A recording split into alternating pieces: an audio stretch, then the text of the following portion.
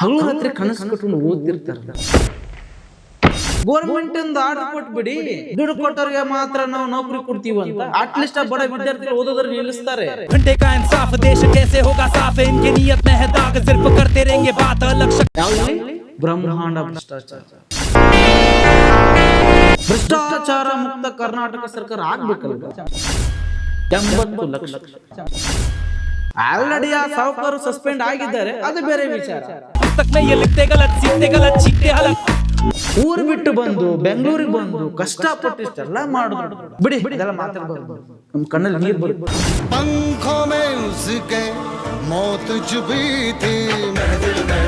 ಸ್ನೇಹಿತರೆ, ಕಳೆದ ಒಂದು ವಾರದಿಂದ ನಮ್ಮ ಕರ್ನಾಟಕದಲ್ಲಿ ಒಂದು ಸುದ್ದಿ ದೊಡ್ಡ ಮಟ್ಟದಲ್ಲಿ ಚರ್ಚೆ ಆಗ್ತಾ ಇದೆ. ಅದನ್ನ ನೀವು ಟಿವಿ ಮಾಧ್ಯಮಗಳಲ್ಲಿ ನೋಡಿರಬಹುದು, ದಿನಪತ್ರಿಕೆಗಳಲ್ಲಿ ಕೂಡ ನೋಡಿರಬಹುದು, ಸೋಷಿಯಲ್ ಮೀಡಿಯಾದಲ್ಲಿ ಕೂಡ ನೋಡಿರಬಹುದು. ಯಾವ್ದಪ್ಪ ಸುದ್ದಿ ಅಂತಂದ್ರೆ ಬ್ರಹ್ಮಾಂಡ ಭ್ರಷ್ಟಾಚಾರ. ಯಾವ್ದು ಹೇಳಿ? ಬ್ರಹ್ಮಾಂಡ ಭ್ರಷ್ಟಾಚಾರ. KPSCಯಲ್ಲಿ ಪಶುವೈದ್ಯಕೀಯ ನೇಮಕಾತಿ 400 ಜನದ ಆ ವಿಚಾರ ಸಂಬಂಧಿಸಿ ದೊಡ್ಡ ಹಗರಣವೇ ನಡೆದಿದೆ. ಅವಾಗ ಆರೋಪ ಇತ್ತು, ಅದನ್ನ ತನಿಖೆ ಆಯಿತು, ಇವತ್ತು ಶೇಡಿಗೆ ಹೋಗಿದೆ, ಅದು ಬೇರೆ ವಿಚಾರ. ಆದರೆ ಇಲ್ಲಿ ಪಾರ್ಟ್ ಟೈಮ್ ಕೆಲಸ ಮಾಡಿಕೊಂಡು ಜೊಮ್ಯಾಟೊ ರ್ಯಾಪಿಡ್ ಓಡಿಸ್ಕೊಂಡು ಹಗಲು ರಾತ್ರಿ ಕಣ್ಣಲ್ಲಿ ಎಣ್ಣೆ ಬಿಟ್ಕೊಂಡು ಓದ್ತಾ ಇರೋ ಬಡ ವಿದ್ಯಾರ್ಥಿಗಳ ಕತೆ ಏನ್ರಿ? ನೀವೇನೇನೋ ಡೀಲ್ ಮಾಡ್ಕೊಂಡ್ಬಿಟ್ರೆ ಅವ್ರ ಕತೆ ಏನು? ಅದು ನೋಡ್ಬೇಕಿತ್ತು. ಅದು ವಿಡಿಯೋದಲ್ಲಿ ಮಾತಾಡ್ತಾರೆ, ಡೀಲಿಂಗ್ ಎಷ್ಟು ಲಕ್ಷ ಕೊಡ್ಬೇಕು, ಅಷ್ಟು ಕೊಡ್ಬೇಕು ಅಂತ. 80 ಲಕ್ಷ ಕೊಟ್ಟು ಜಾಬ್ ಸಿಗುತ್ತೆ ಅಂತನೋ ಆಗಿದ್ರೆ ಗೋರ್ಮೆಂಟ್ ಆರ್ಡರ್ ಕೊಟ್ಬಿಡಿ, ದುಡ್ಡು ಕೊಟ್ಟವ್ರಿಗೆ ಮಾತ್ರ ನಾವು ನೌಕರಿ ಕೊಡ್ತೀವಿ ಅಂತ ಅಟ್ಲೀಸ್ಟ್ ಆ ಬಡ ವಿದ್ಯಾರ್ಥಿಗಳು ಓದೋದ್ರ ನಿಲ್ಲಿಸ್ತಾರೆ. ಶೇಡಿ ಕೊಟ್ಟಿದ್ದಾರೆ. ಗೃಹ ಸಚಿವ ಪ್ರಿಯಾಂಕ್ ಖರ್ಗೆ ಅವರು ಸ್ಟೇಟ್ಮೆಂಟ್ ಕೊಟ್ಟಿದ್ದಾರೆ, ತಪ್ಪಿತಸ್ಥರಿಗೆ ಕಠಿಣ ಶಿಕ್ಷೆ ಆಗುತ್ತೆ, ಕಠಿಣ ಕ್ರಮ ತೆಗೆದುಕೊಳ್ತೀವಿ ಅಂತ. ಆಲ್ರೆಡಿ ಆ ಸಾಹುಕಾರರು ಸಸ್ಪೆಂಡ್ ಆಗಿದ್ದಾರೆ, ಅದು ಬೇರೆ ವಿಚಾರ. ಆದರೆ ಇದ್ರ ಬಗ್ಗೆ ಯಾರು ವಿರೋಧ ಪಕ್ಷದವರು ಕೂಡ ಏನು ಮಾತಾಡ್ತಾ ಇರಲಿಲ್ಲ. ನಿನ್ನೆ ಒಂದು BJP ಅವರು ಹೋಗಿ ಒಂದು ಒತ್ತಾಯ ಮಾಡಿದ್ದಾರೆ. ನಮ್ಮ ಶ್ರೀಮಂತ್ ಕುಮಾರ್ ಸಿಂಗ್ ಅವರು ಕೂಡ ಒಂದು ಸ್ಟೇಟ್ಮೆಂಟ್ ಕೊಟ್ಟಿದ್ದಾರೆ, ಇದನ್ನು ನಾವು ತನಿಖೆ ಮಾಡ್ತಿದ್ದೀವಿ, ಯಾರ್ಯಾರು ತಪ್ಪಿತಸ್ಥರಿದ್ದಾರೆ ಆಮೇಲೆ ಕಠಿಣ ಕಾನೂನು ಕ್ರಮ ತೆಗೆದುಕೊಳ್ತೀವಿ ಅಂತ ಹೇಳಿದ್ದಾರೆ. ಅದಕ್ಕೆ ನಾವು ಸ್ವಾಗತ ಮಾಡ್ತೀವಿ. ಅಟ್ಲೀಸ್ಟ್ ಇದು ಈ ಮಟ್ಟಕ್ಕೆ ಬಂತಲ್ಲ ಅಂತ. ಇದು ಬರೀ ಭ್ರಷ್ಟಾಚಾರ ಅಲ್ಲ, ನಮ್ಮ ಕರ್ನಾಟಕದಲ್ಲಿ ಇವತ್ತು ನಿನ್ನೆದಲ್ಲ, ಇದು 2011ರಿಂದಲೂ ನಡೀತಾನೆ ಇದ್ದಾವೆ ಬೇರೆ ಬೇರೆ ವಿಚಾರದ್ದು. SDFD ಆಗಿರ್ಬೋದು, PSI ನೇಮಕಾತಿ ಆಗಿರ್ಬೋದು, ಇವತ್ತಿನ ಪಶುವೈದ್ಯಕೀಯ ಆಗಿರ್ಬೋದು, ಅದು KPSC. ಎಷ್ಟೋ ಜನರ ಯುವಕರ ಕನಸಿನ ಕೂಸ್ರಿ ಅದು. ಹಗಲು ರಾತ್ರಿ ಕನಸು ಕಟ್ಕೊಂಡು ಓದ್ತಿರ್ತಾರಲ್ಲ, ಅದೇನ್ರಿ ಕತೆ? ಇಷ್ಟೆಲ್ಲ ನಡೀತಿರ್ಬೇಕಾದ್ರೂ ಕೂಡ CM ಸಾಹೇಬರು ಸುಮ್ಮನೆ ಕೂತ್ಕೊಂಡಿದ್ದಾರಲ್ಲ, ಏನು ಹೇಳ್ಬೇಕು ಅವ್ರಿಗೆ? ನೀಟ್ ಎಕ್ಸಾಮ್ದು ಪೇಪರ್ ಲೀಕ್ ಬಗ್ಗೆ ಜಂತರ್ ಮಂತರ್ನಲ್ಲಿ ಸ್ಟ್ರೈಕ್ ಆದಾಗ CM ಸಾಹೇಬರು ಅಲ್ಲಿಗೆ ಹೋಗಿ ಸ್ಟ್ರೈಕ್ ಮಾಡಿದ್ರು. ಇಲ್ಲಿ ದೊಡ್ಡ ಹಗರಣವೇ ನಡೀತಾ ಇದೆ. ದಿನ ಬೆಳಗಾದ್ರೆ TV ಮಾಧ್ಯಮಗಳಲ್ಲಿ ಬರ್ತಾ ಇದೆ, ಇದ್ರ ಬಗ್ಗೆ ಮಾತಾಡೋರೇ ಇಲ್ಲ. ಸುಮ್ಮನೆ ಒಂದು ಟ್ವೀಟ್ ಮಾಡ್ತಾರೆ, ಅದನ್ನು ಬಿಟ್ಟರೆ ಬೇರೆ ಏನೂ ಇಲ್ಲ. ಕರ್ನಾಟಕದಲ್ಲಿ ಕೂಡ ಜಿರಳೆ ಪಾರ್ಟಿ ಇವರಿದ್ದಾರೆ, ಕರ್ನಾಟಕದಲ್ಲಿ ಕೂಡ ಕಾಕ್ರೋಚ್ಗಳಿದ್ದಾರೆ, ಕರ್ನಾಟಕದಲ್ಲಿ ಕೂಡ ಜಿರಳೆಗಳಿದ್ದಾವೆ. ಏನು ಹುಬ್ಳಿ ಧಾರವಾಡದಲ್ಲಿ ಏನು ಸ್ಟ್ರೈಕ್ ಆಯ್ತಲ್ಲ ನೌಕರಿ ಸಲುವಾಗಿ, ಸಿದ್ದರಾಮಯ್ಯ ಅವರ ಸರ್ಕಾರ ಇದ್ದಾಗ ದೊಡ್ಡ ಪ್ರತಿಭಟನೆ ಆಯ್ತು. ಅದಾದ ಮೇಲೆ ಈಗ ಏನಿದು KPSC ಹಗರಣ ಇದೆಯಲ್ವಾ, ಇದನ್ನ ಬರೀ ಸಸ್ಪೆಂಡ್ ಮಾಡಿದ್ರೆ ಮಾತ್ರ ಇದು ಇಲ್ಲಿಗೆ ನಿಲ್ಲಲ್ಲ ರೀ. ದೊಡ್ಡ ಮಟ್ಟದಲ್ಲಿ ಅವರಿಗೆ ಶಿಕ್ಷೆ ಆಗಲೇಬೇಕು. ಯಾಕಂದ್ರೆ ಇದು ಯಾರೋ ಸಣ್ಣ ಪುಟ್ಟ ಇದ್ರೆ ಬೇರೆ ವಿಚಾರ, ದೊಡ್ಡ ಹಗರಣ. ಇಷ್ಟೆಲ್ಲ ಆಗ್ತಾ ಇದ್ರು ಕೂಡ ಎಲ್ಲರೂ ಸುಮ್ಮನೆ ಕೂತ್ಕೊಂಡಿದ್ರಲ್ರಿ, ಈ ಮಾತನಾಡೋರೇ ಇಲ್ಲ. ನಿಮ್ಮ ಪೌರುಷತ್ವ, ನಿಮ್ಮ ರಾಜಕೀಯನ ಬರೀ ರಾಜಕಾರಣಗೋಸ್ಕರನೇ ನಿಂತ್ಕೊಂಡಿದ್ದೀರಾ? ಯಾಕೆ? ವಿದ್ಯಾರ್ಥಿಗಳಲ್ವಾ? ಅವ್ರು ನಿಮ್ಗೆ ಯಾರಿಗೂ ಓಟ್ ಹಾಕಿಲ್ವಾ? ಅವ್ರ ಕತೆ ಏನು? CM DK ಶಿವಕುಮಾರ್ ಅವರು ವಿದ್ಯಾರ್ಥಿ ಜೀವನ ಬಂದು ಇವತ್ತು CM ಆಗಿರೋರು, ಅವರಿಗೂ ಕೂಡ ಯುವಕರ ಕಷ್ಟ ಸುಖ ಎಲ್ಲೋ ಗೊತ್ತಿರುತ್ತೆ. ನೀವೆಲ್ಲ ತುಂಬಾ ಭರವಸೆ ಇದೆ CM ಸಾಹೇಬ್ರೆ, ತಾವು ದಯಮಾಡಿ ಇದನ್ನ ವೈಯಕ್ತಿಕವಾಗಿ ತೆಗೆದುಕೊಂಡು ತಪ್ಪಿತಸ್ಥರಿಗೆ ಕಠಿಣ ಶಿಕ್ಷೆ ಕೊಡಿಸ್ಬೇಕು. ಮತ್ತೊಮ್ಮೆ ಈ ತರ ಭ್ರಷ್ಟಾಚಾರ ಆಗದೇ ಇರದೇ ರೀತಿ KPSCಯಲ್ಲಿ ಭ್ರಷ್ಟಾಚಾರ ಅಂತ್ಯ ಆಗ್ಲೇಬೇಕು. ಅದು ನಿಮ್ಮಿಂದ ಸಾಧ್ಯ ಇದೆ, ನೀವು ಮನಸ್ಸು ಮಾಡಿದ್ರೆ ಎಲ್ಲವೂ ಆಗುತ್ತೆ. ಧ್ವನಿ ಎತ್ತಿ.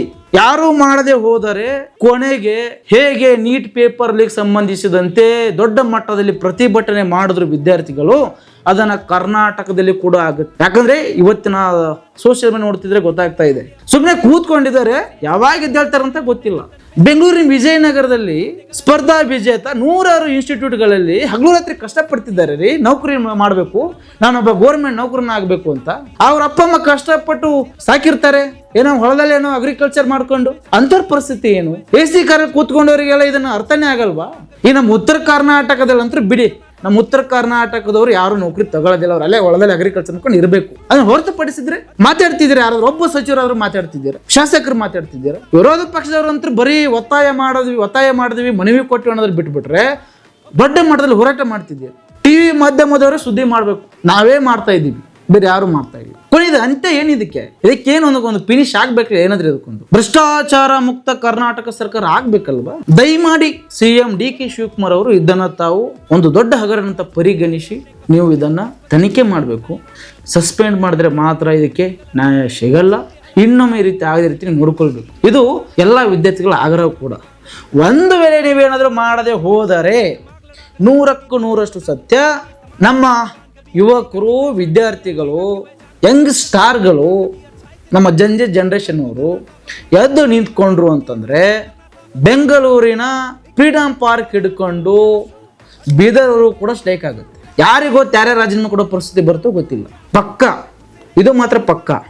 ಯಾಕಂದರೆ ಇದಕ್ಕೆ ತಾಜಾ ಉದಾಹರಣೆ ಕೇಂದ್ರ ಶಿಕ್ಷಣ ಸಚಿವ ಧರ್ಮೇಂದ್ರ ಪ್ರಧಾನ್ ಅವರು ಕೊಟ್ಟಿರುವ ರಾಜೀನಾಮೆ. ಇದು ಯಾವುದೇ ಪಕ್ಷದವರು ಮಾಡಿರುವುದಲ್ಲ, CJP ಜಿರಲೆದವರು ಮಾಡಿರುವುದು. ಆ ಜಿರಲೆಗಳು ಕರ್ನಾಟಕದಲ್ಲಿ ಹುಟ್ಟುಕೊಂಡು ದೊಡ್ಡ ಮಟ್ಟದಲ್ಲಿ ಪ್ರತಿಭಟನೆ ಮಾಡಬೇಕು ಅಂತಂತಂದ್ರೆ ಇದನ್ನ ಅಂತ್ಯ ಹಾಡಬೇಕು. ಅಂತ್ಯ ಹಾಡಲಿಲ್ಲ ಅಂತಂದ್ರೆ ಮುಗೀತು. 480 ಲಕ್ಷ. ಆಮೇಲೆ ಇವ್ರಿಗೆಲ್ಲ ಗೊತ್ತಿರಲ್ಲ, ಭ್ರಷ್ಟಾಚಾರ ಮಾಡುವವ್ರಿಗೆ ಭ್ರಷ್ಟಾಚಾರ ನಡೀತಿದೆ ಅಂತ ಎನ್ಕ್ವೈರಿ ಮಾಡಕ್ಕೆ ಒಂದು ರಿಸರ್ಚ್ ಟೀಮ್ ಇರುತ್ತೆ, ಕೂತ್ಕೊಂಡಿರ್ತಾರೆ. ವಿದ್ಯಾರ್ಥಿ ನಾಯಕ ಕಾಂತಕುಮಾರ್ ಅವರು ಇದ್ದಾರಲ್ಲ, ಸಲ್ಯೂಟ್ ಹೊಡಿಬೇಕು ಅವ್ರಿಗೆ. ಆ ಮನುಷ್ಯ ಏನಾದ್ರೂ ಇದ್ರ ಬಗ್ಗೆ ತನಿಖೆ ಮಾಡದೆ ಹೋಗಿದ್ದರೆ ಮುಚ್ಚೋಗಿರೋದಲ್ರಿ ಇದು ಕೇಸು, ಸುಮ್ಮನೆ ಆಗಿರ್ತತ್ತಲ್ಲ. ಇವತ್ತು ಯಾವ ಮಟ್ಟಕ್ಕೆ CID ಹೋಯ್ತು. ಅವ್ರದ್ದೇನು ಕತೆ?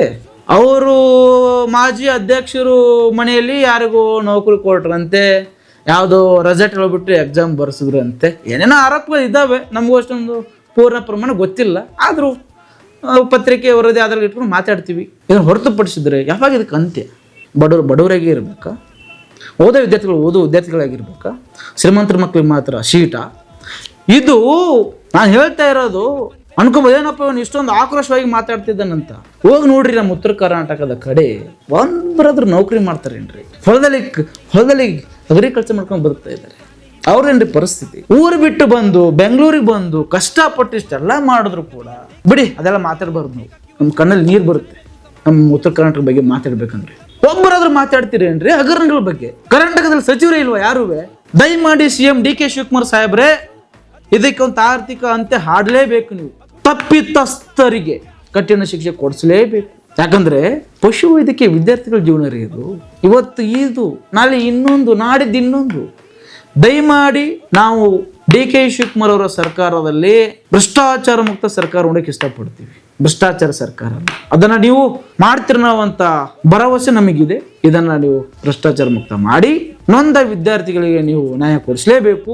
ಅದನ್ನ ಏನು ಕಾಂತಕುಮಾರ್ ಅವರು ಕ್ರಾಸ್ ಚೆಕ್ ಮಾಡಿದ್ರು, ಅಲ್ಲಿ ಓಪನ್ ಆಗಿ ಮಾತಾಡಿದ್ದಾರೆ. ಭ್ರಷ್ಟಾಚಾರ ಆಯಿತು, ಯಾವ ಡೀಲ್ ಆಯಿತು, ಅಷ್ಟು ಕೊಡ್ಬೇಕು ಇಷ್ಟು ಕೊಡಬೇಕು ಅಂತ. ಆಮೇಲೆ ವಿಧಾನಸೌಧ ಪೊಲೀಸ್ ಸ್ಟೇಷನ್ಗೆ ಹೋಗ್ಬಿಟ್ಟು ದೂರು ಕೊಟ್ಟರು, FIR ಆಯಿತು, CID ತನಿಖೆ ಹೋಯಿತು, ಕಠಿಣ ಕ್ರಮ ಕೊಡ್ತೀನಿ ಅಂದರು. ಇದೆಲ್ಲ ಇದೆಲ್ಲ ಡೆವಲಪ್ಮೆಂಟ್ ಆಗ್ತಿರೋದಕ್ಕೆ ನಾವು ಸ್ವಾಗತ. ಅದ್ರ ಬಗ್ಗೆ ನಾವು ಮಾತಾಡಲ್ಲ. ಆದರೆ CM ಸಾಹೇಬರು ಕೂಡ ಇದ್ರ ಬಗ್ಗೆ ಸ್ವಲ್ಪ ಗಮನ ಕೊಟ್ಟು ಮಾಡಿದರೆ ದೊಡ್ಡ ನಿಮ್ಗೊಂದು ಕ್ರೆಡಿಟ್ಸ್ ಹೋದಂಗೆ ಆಗುತ್ತೆ. ದಯಮಾಡಿ ಇದನ್ನು ಭ್ರಷ್ಟಾಚಾರ ಮುಕ್ತ ಕರ್ನಾಟಕ ಸರ್ಕಾರ ಮಾಡುವಂಥ ಕೆಲಸ ನೀವು ಮಾಡಿ. ಮತ್ತೊಂದು ಜೊತೆ ಬರ್ತೇನೆ. ಅಲ್ಲಿವರೆಗೂ ನೋಡ್ತಾ ಇರಿ. ಇದು ASTV ಕನ್ನಡ. ನಾನು ವಿಶ್ವಪ್ರಕಾಶ್ ಟಿ. ಅಪರಾಧಕ್ಕೆ ಸವಾಲು ದಿನಪತ್ರಿಕೆ ಜೊತೆಗೆ ಡಿಜಿಟಲ್ ಅಲ್ಲಿ ಹೊಸ ರೂಪ.